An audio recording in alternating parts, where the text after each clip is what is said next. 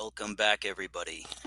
So, we're going to be focusing on social history in today's class. And the question is going to be distinguish traditional social arrangements from class social structures. Now, this is a type of social history that we're going to be looking at. And once again, for many of you, this may be something new.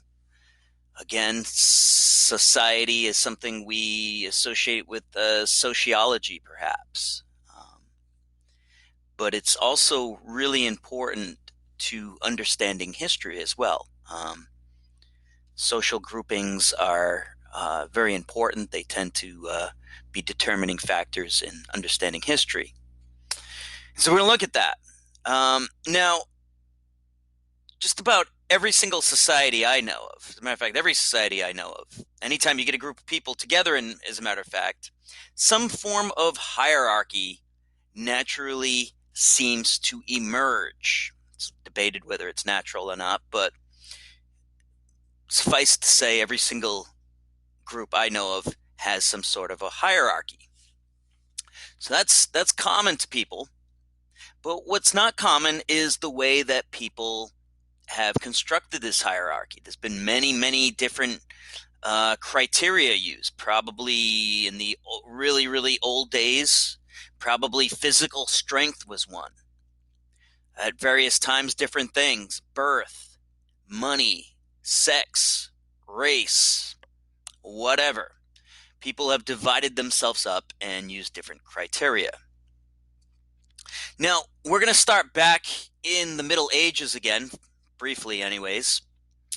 And I want to talk about the traditional social arrangement of the Middle Ages. Unlike today, people were born into a particular station in life. So you were born into the same station that your parents were born into. And this was believed to be something ordained by God. All right? God had constructed the universe in a particular way. It was a hierarchical structure, and people were born into their station in life. Ancient thinkers came up with a scheme for this, which they called the Great Chain of Being. And this was a chain of hierarchies stretching all the way from God down to the simplest forms of creation, like rocks and everything in between. The Great Chain of Being. Now, humans tended to be at the center of this chain, kind of right between the angels and the animals, so to speak. But within human society, it was believed that God had ordained a particular hierarchy, and that people could broadly be divided into three groups: those who prayed, those who fought, and those who worked. This is sometimes called the tripartite division of society. And so those who prayed were the clergy, the priests.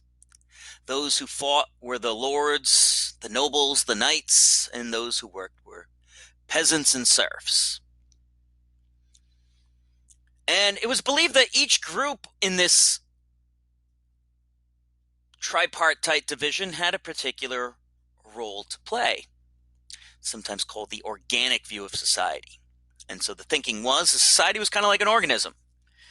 And just like humans have different organs, they're an organism.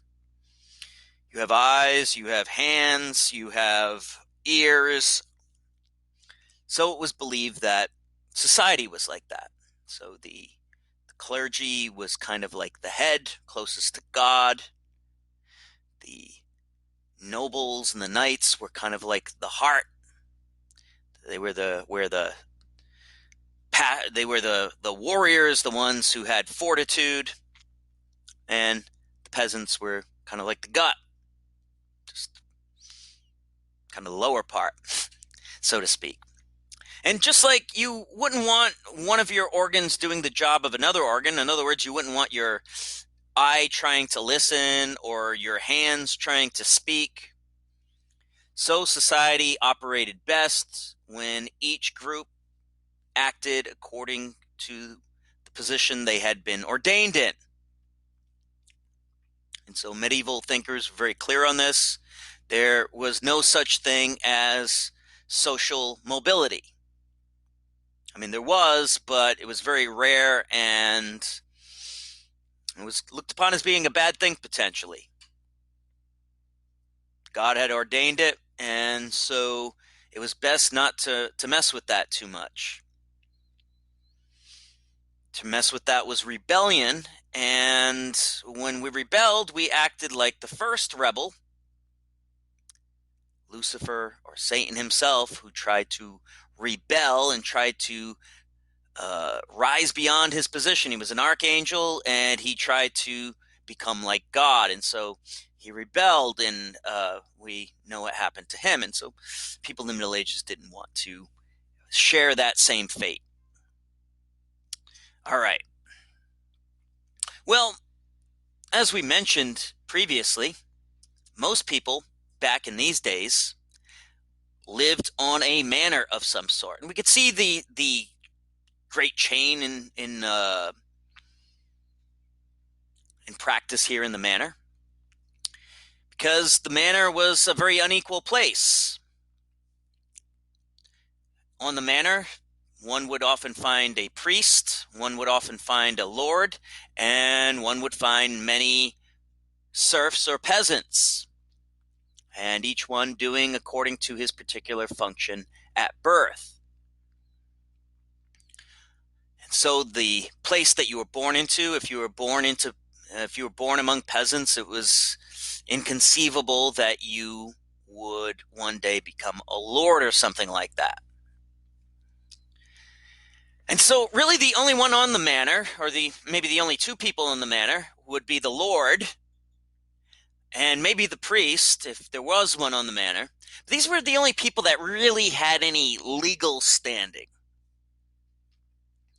The peasant, his existence was funneled through the lord, so to speak. In other words, the lord, he could have dealings with the king, he could have dealings with the state, but peasants, they didn't really have any citizen right. They were kind of not quite property of the lord, but essentially so. All right.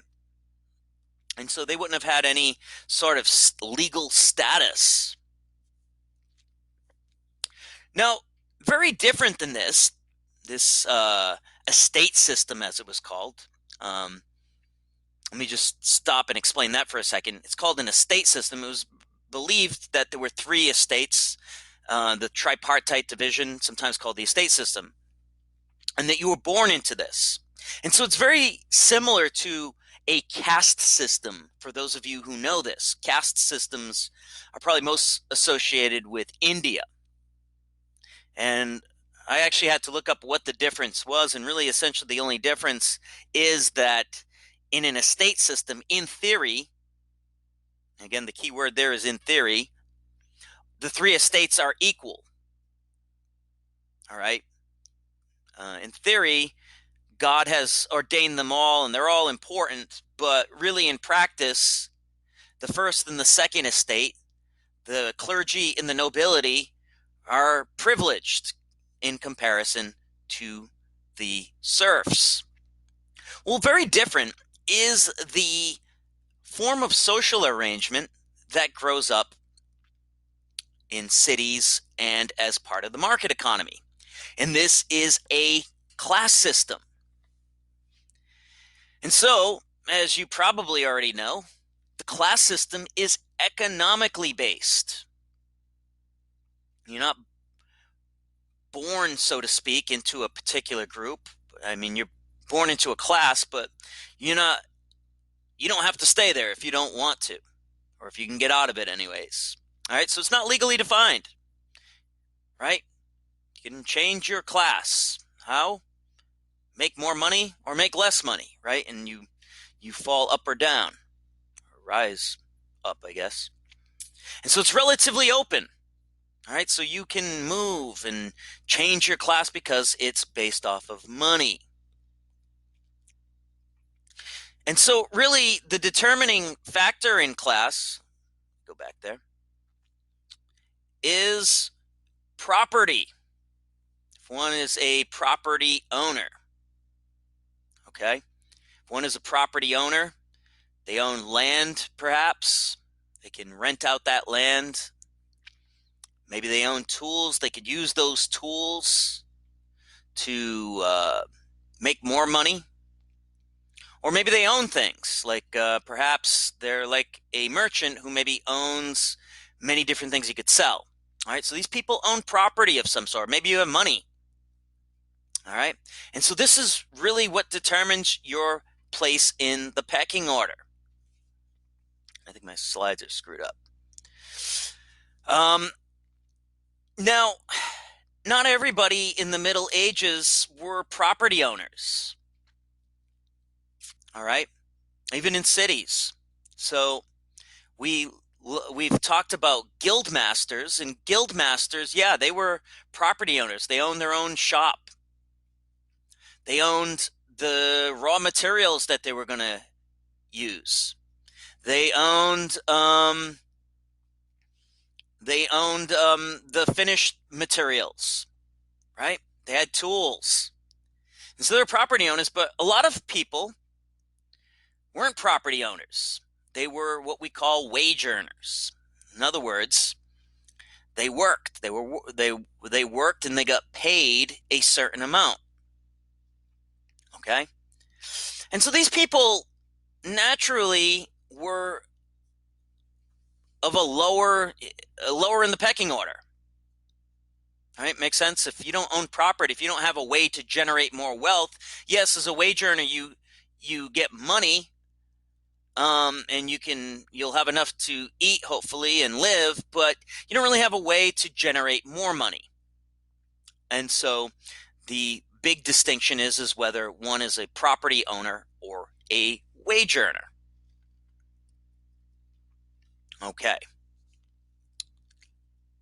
Now, we talked about this market economy, and we distinguished it from earlier, more traditional types of economies, right? We talked about in the manorial economy, there wasn't very much production. People had their specific cut. They tended to make just enough to eat and enough to live and pay off their lord. They didn't really have much of an incentive to produce. And we saw that cities changed all this and markets changed all this. Lords, we said, were exposed to the market, all kinds of cool stuff, maybe from the East or from the Netherlands, the Low Countries. And lords wanted this stuff. And we saw that they emancipated their serfs and changed their labor service into money payments. All right. Oriented things toward the market. All right. And so we saw that this process of peasant emancipation happened everywhere. Now, I'd say on the whole, getting emancipated is probably a pretty good thing, right? I mean, your status essentially changes from something akin to slavery to, something akin to just being poor, which is probably a better thing on the whole. But there is a couple of caveats to the whole thing. Under the natural economy, the Lord was kind of like a parent. And just like parents, he had, at least in theory, some responsibility for his peasants, for his serfs. And he had to protect them and kind of paternalistic to them. Once peasants are freed, though, the Lord is much more like an employer. All right. So just like your relationship with your landlord, if you have one, right? It's usually not like a paternalistic relationship. The Lord doesn't, your landlord doesn't, really have any obligation to you. I mean, by law, he has to keep the place up, but it's a business relationship. And so these lords want to get the most out of it, and so they will increase their rents to the degree they think they can.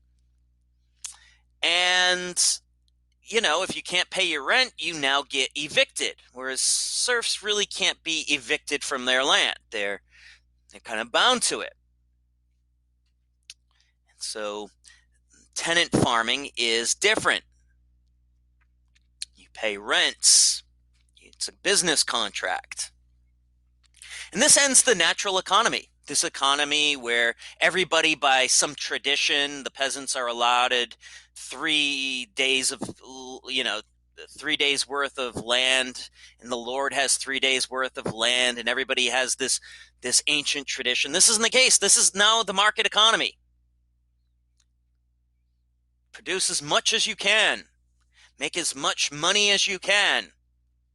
And if you're an ambitious peasant, you could even save up some of this money and perhaps buy land of your own and hire your own peasants. That's entirely possible.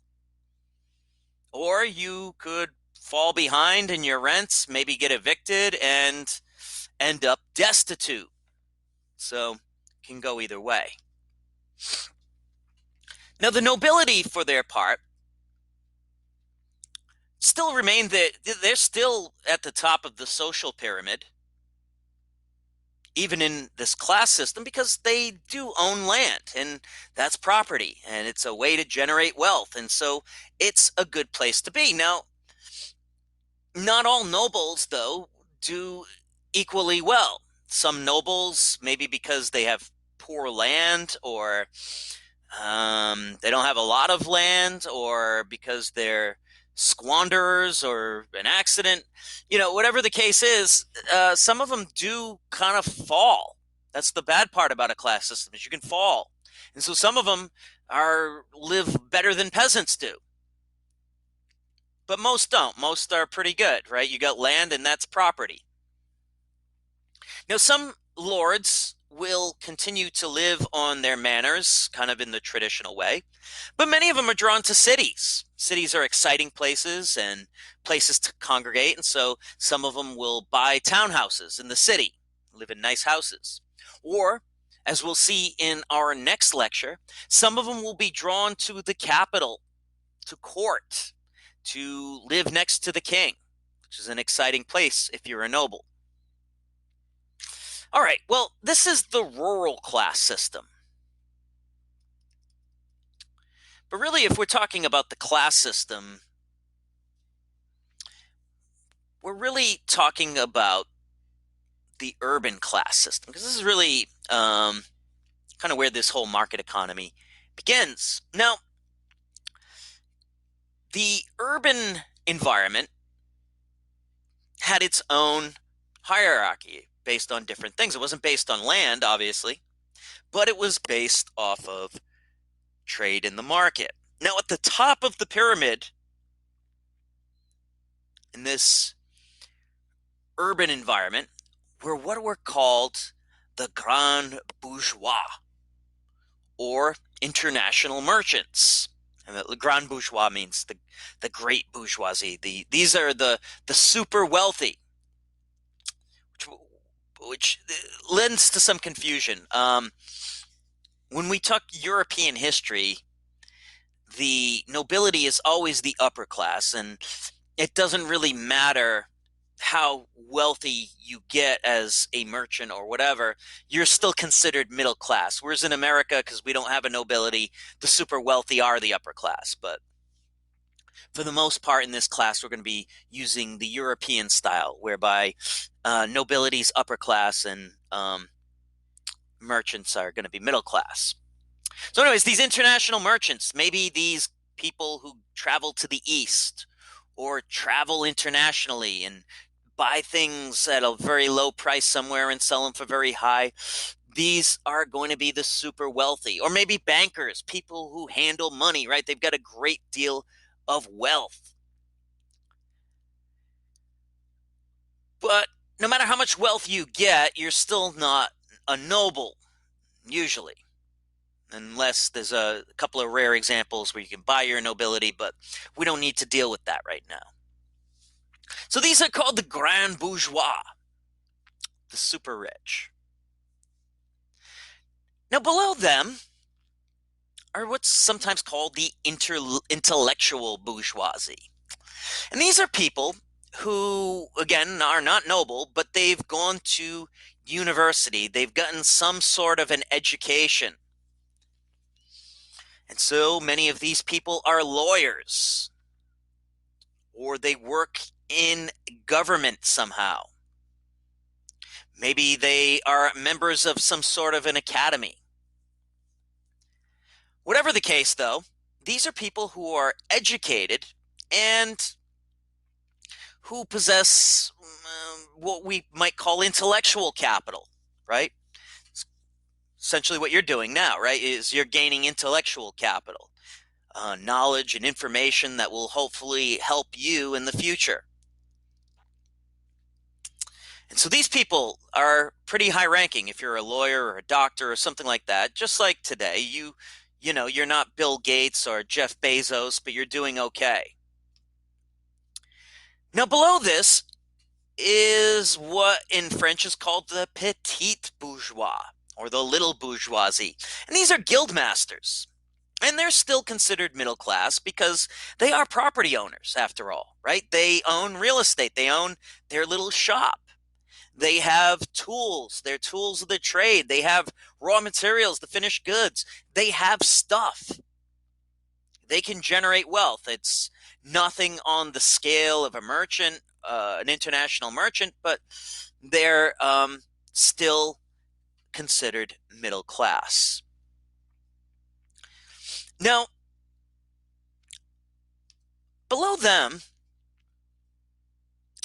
is what we might call the working class. And these are the first category here is going to be full-time wage laborers. And these pretty much we're talking the journeymen. Remember, the journeymen work for a guild master, hopefully saving up money and getting the experience so that one day they can become guild masters. But they don't own anything. All they own is their labor, their ability to work. But they're in a privileged position because they got full-time regular work, right? They got skills, and that's always a good thing. Now, below these people aren't the apprentices. They don't really even count because they're too young. They don't make any pay. But below them are what we might call day laborers among the working class. And these are people who do menial work for their day. They're street sweepers, or they haul dung, or they basically have to hustle to make a living. Day jobs, right? Little odd jobs to make a living. But at least they do make a living and work. But there's even people below them, and these are social outcasts. Every city had a class of individuals who were considered social outcasts, like criminals, beggars, people who had had terrible accidents. Don't know if any theater members are listening, but actors, hard to believe nowadays, especially at least Hollywood actors are at the apex of our society, but one time actors were considered social outcasts. Prostitutes were considered social outcasts. All right. And so these people were not really well thought of. They were really at the bottom of this society. Now, the important distinction, like I said, was property ownership. All right, in this whole class system, property ownership is critical. All right, it's the ability to generate wealth, to own something. Wage earners, they can't do this. They just get enough to survive, right? And so they're going to be at the bottom. Now, I want to emphasize again, because we're going to keep going back and forth, but Eastern Europe was a completely different beast. The economic conditions are very, very different. And so there's a little lesson in here that we'll see, I think, for the rest of this class, is that economic conditions and social conditions are very much related. As we mentioned last time, the Eastern European economy was primitive. There were no cities or no bourgeoisie. Things were primarily rural. And people lived kind of like the West had lived centuries earlier. Even in the 15, 16, 1700s, Eastern Europe, the economy is very similar to what Western Europe had been in the year 1000. So it was primitive in comparison. No real money. No real sense of property ownership. And so Eastern European society, therefore, had many of the features that Western European society had before. There was no sense, the serfs weren't free. As a matter of fact, the life of serfs were getting harder. And for reasons we'll look at in our next class, serfdom was becoming more and more severe. Essentially, both kings and nobles had an interest in keeping serfs on the land so that they could be taxed. And so one of the things you didn't want was peasants leaving to go to places where they could avoid their taxation, going deeper into the woods or something like that, or in the case of Russia, of going to Siberia or somewhere where they could avoid their taxation. They were important. And they were taxed heavily, and so you wanted to keep them on the land, and so their freedom was increasingly restricted. And so, unlike in the West, where nobles once they freed their serfs, they didn't have the same type of control. In the East, nobles are going to maintain their control over their serfs and be in charge of disciplining and punishing and administering them. And so this is going to be the situation that predominates in the East. Okay, well, what I'd like you to do is I would like you to distinguish traditional social structures from class social structures. What makes them different? Maybe give me some examples. Show to me that you understand these differences.